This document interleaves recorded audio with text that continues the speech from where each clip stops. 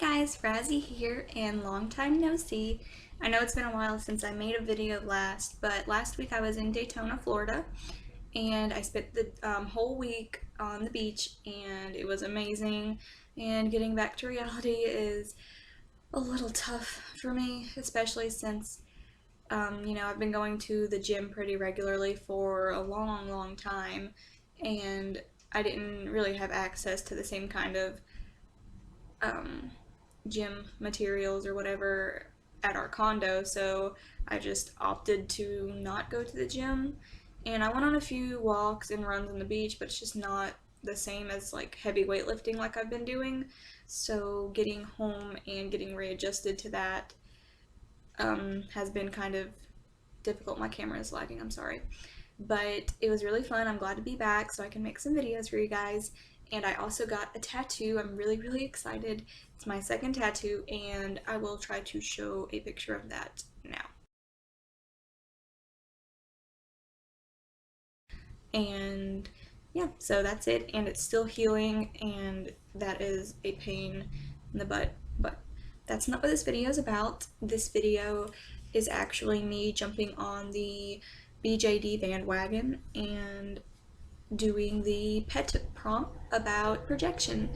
I've been watching all of you guys' videos about this prompt, and it's really made me inspired to do it myself because as some of you may know, I don't know what's going on with my words there, but anyway, I don't really write stories for my dolls. I tried that once. It just didn't really stick, and the characters kept changing and the stories kept changing as I got new dolls, or as I had the dolls longer, or as I changed their clothes or whatever. So I don't really write stories or complex characters for my dolls. They all have very basic personalities, but not like elaborate stories. So this prompt for me is a little bit different because you guys all have these amazing worlds and books and like crazy stories and relationships with your dolls, and mine really don't. So I felt really kind of, different, as maybe not as included in the hobby, not unincluded, but I don't feel as I just don't feel the same. Like sometimes I feel like I'm not as big in the hobby just because I don't make those stories, or because I buy dolls because I like the way they look, not because of characters that I have for them. So anyway, let's get into the prompt because that's what this is about, and let's talk about how I project myself onto my dolls. And right here I have Whisper. I have Whisper with me because when I talk about projection, she is basically that for me. She is what if I could look like anything, would look like. It's not realistic for me to have hair, going down past my bottom. It's not realistic to whatever crazy colored hair. It's not realistic for me to find all these, cute pastel clothes and be able to wear them in my everyday life, especially because of my profession. Um, I don't look like her. My eyes aren't purple. I'm not, built the same way as her body is built. But I dress her and my other mini-fees especially the way that if I had the, ability or whatever, I would probably dress like that. And I like more mature style clothing too. I really do.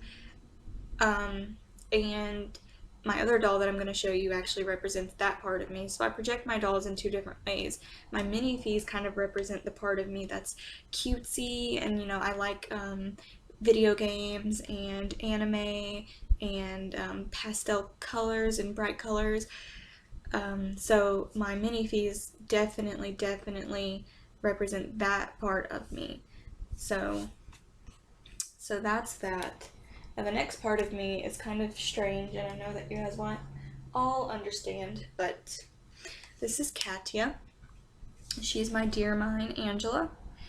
And I have been loosely involved in the furry fandom for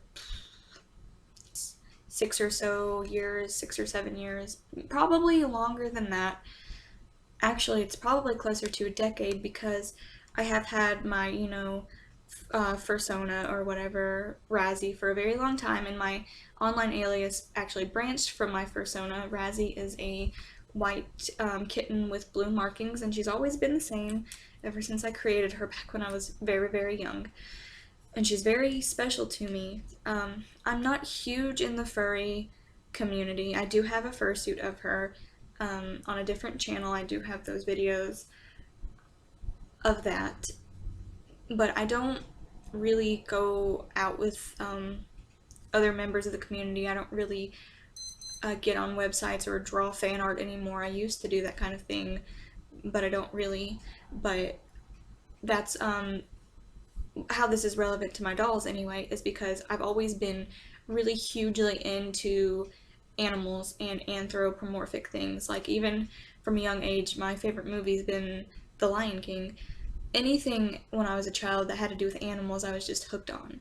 Like, I didn't want Barbies, I didn't want dolls, I wanted stuffed animals. I wanted Beanie Babies, I wanted the Littlest Pet Shop and stuff like that. So when I first found the BJD community, I probably should have brought Carjo in here because, well, he doesn't have a body right now. But anyway, he was my first doll, and I found Dear Mine, and I'd been looking at BJDs for a long time, but I wasn't interested in buying any of them except for the Anthro dolls, except for Dear Mine dolls. And back when I bought Carjo, which is my Dear Mine skull, I told myself that I was never buying another doll first. And then I bought her second, and I told myself I would never buy human dolls or anything other than these cat, dog, whatever dolls, because I was just so into that. Well, obviously that changed, and my collection has gone in a million different directions since then. But my love for anthropomorphism for animals, I love the animal dolls. I can't afford them, but like Elio dolls and all of them, the really cute cats that you see, they're really expensive. I can't afford them right now, but I do plan on getting them because I love them, because they're ball jointed doll cats. They're just amazing. And they have a ferret now. Oh my god, so freaking cute. But yeah, so my love for animals was projected into these dolls. I love them. I love anthros. They're always number one on my list for what I look for in dolls. I do have several human dolls, and I love them too, but every time a new anthro or animal doll comes out, I have to take a second to just breathe and look at it, because they're exciting for me. They're amazing. I mean, I made an entire forum called Anthro Addicts, which I have not been active on in a long time. If it's still flourishing and thriving, then good job, but I've just been very busy as a mother and everything to get on and moderate it. But you guys are free to go join. It's like open registration and everything. No marketplace implemented yet because I haven't had the time to dedicate to a system like that, but for now it's just like a discussion forum. Anthroaddicts.proboards or .freeforum, it's freeforum now, .net or something, if you search it, it'll come up. But yeah, anyway, my point being, I love these dolls so much that I made a forum for them because I couldn't find a place to discuss all forms of anthro and animal dolls. Den of Angels will let you discuss some of them, but not a lot of them, not the full animal dolls. They're off topic or whatever for some reason, but anyway, so I love these dolls. So do I project myself onto them when I buy them? Heck yeah. I mean, I love them.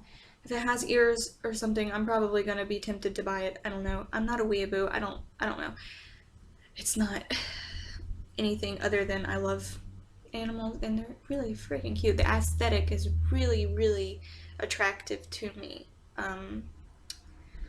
It's always, been an interest of mine.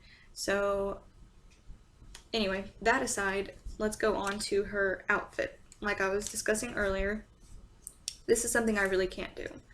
I project myself onto Katya, especially, as something that I wish I wanted to dress as, I suppose. Something I wish that I looked, not wish that I looked like, but something that I wish I strived to achieve. So now she's wearing an outfit by, I can't pronounce her name. It starts with a V, and she's an Etsy um, store seller that does these amazing detailed outfits. So she's wearing heels and everything, something that I've never been into. She always wears like the more sophisticated, like dressy clothes. Unlike my mini thieves who wear the cute, playful pastel sweaters and stuff, which is more me. This is something that I, you know, wouldn't mind dressing like. It just probably would never happen because I don't feel like I personally would look good in something like this. I don't feel like I, you know, would like the way my body and self looks in this. You know, the kind of thing where you look at a mannequin and love the outfit, or look in a magazine and love the outfit that a girl is wearing, and then you put it on yourself and you're just like, oh no, let me take that off.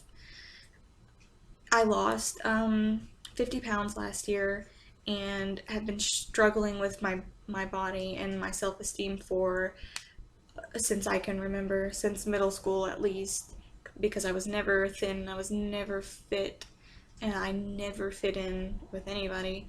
So even after losing weight, and maybe these clothes would look good on me, I'm still stuck in that whole mindset of not even wanting to try things on because I'm afraid that I'll hate it.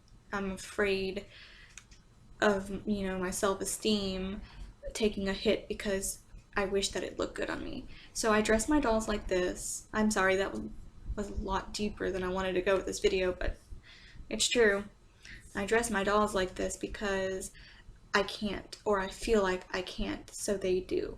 They have nice curly long hair. All of my dolls have long hair except for my auntie and my boy anthros, but all of them have long hair because that's just what I like, and my hair is getting cut very soon, so that's going to be weird for everybody to see. But all of my dolls, have long, easy to manage, pretty curly hair, unlike mine. And I guess that's what projection is. It's, people look at these dolls and maybe they don't look like us right off the bat. Maybe they don't have any part of us that you can see or that other people can see, but they all have parts of us in them. We put ourselves into these dolls, and that's why they're so special. That's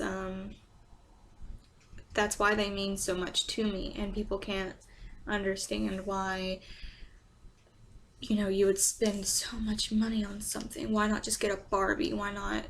Because those aren't me. Those dolls are already created with their characters. They already have somebody else or, a character in them.